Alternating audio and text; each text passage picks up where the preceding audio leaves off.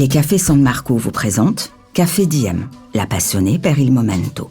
Conseils, astuces, anecdotes. Dans ce podcast, Luca Casadei, barista officiel San Marco et double champion de France de la discipline, partage avec vous sa passion du café. Episodio 5. Momento cafetière italienne. Benvenuti les amateurs de bon café bien sûr. Quand on parle de café italien, on pense tous à l'espresso. Mais ça, c'est surtout vrai pour le café qu'on le boit au comptoir. En Italie, il existe depuis presque 100 ans une autre méthode de préparation encore plus populaire, celui qui a permis aux Italiens de boire du bon café à la maison. Le café à la moka, ou la macchinetta, comme on dit chez nous. La cafetière italienne, comme on dit en France. Et c'est vrai qu'on ne fait pas plus italien. La Moka Express, c'est cette jolie cafetière en aluminium ou en inox, en forme de sablier, qui est devenue une icône du design art déco. On dit qu'Alfonso Bialetti, qui l'a inventé en 1933, se sont inspiré des robes de l'époque. Un véritable objet d'art qu'on le trouve chez nos grands-mères, comme dans les plus grands musées, chez la Nonna ou au MoMA. C'est une vraie institution qui représente à la fois notre goût pour la tradition, notre art de vivre, mais aussi notre amour des belles choses. Chez nous, chaque foyer, on a au moins une. Et je connais même des familles qui se transmettent la moka de génération en génération. Mais comment ça marche?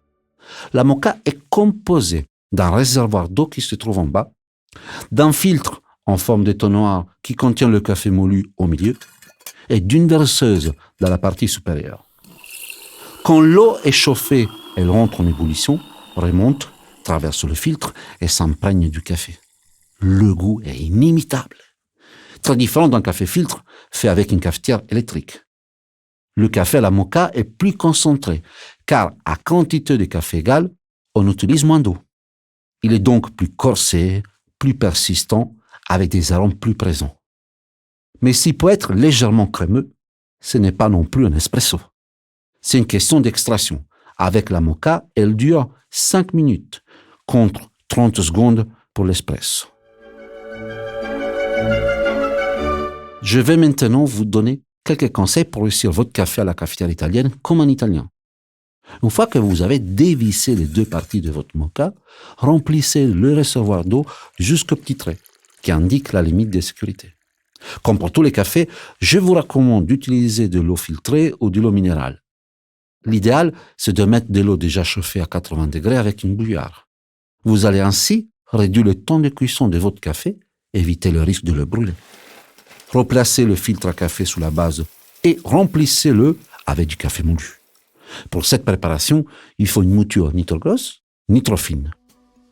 Chez San Marco, le San Marco numéro 7 et l'Intenso Moulu sont parfaits. Le San Marco numéro 7 sera pour les amateurs d'un goût équilibré. L'Intenso pour ceux qui préfèrent un café plus persistant avec du corps. Surtout, ne tassez pas la mouture. Tapotez juste sous le filtre pour bien la répartir. Là aussi, votre café risque d'être trop fort si l'eau n'arrive pas à circuler. Important aussi, remplissez bien le filtre jusqu'en haut. C'est la quantité de mouture qui correspond à la quantité d'eau.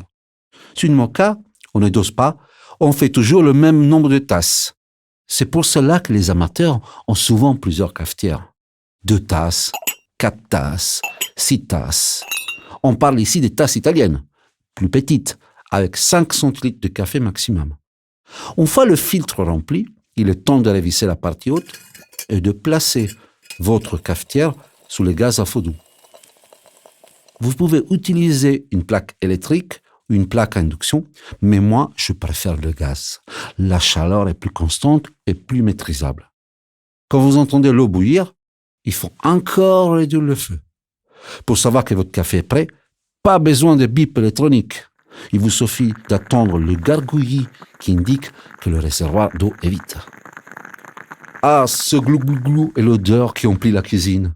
Vous n'imaginez pas tous mes souvenirs d'enfance et des vacances aussi. Le café moka sous le réchaud à gaz du camping avant d'aller piquer une tête dans la mer Adriatique. Cos'altro? Quoi d'autre? Pour terminer, permettez-moi de vous donner quelques conseils d'entretien de votre moka pour être sûr de ne pas altérer le goût et prolonger sa durée de vie, histoire de la léguer à vos petits-enfants.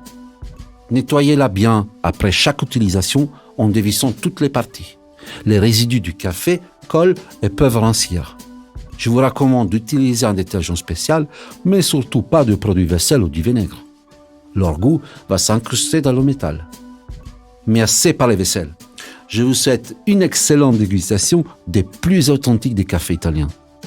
Et n'oubliez pas, le plus important pour un bon café, c'est toujours la passione.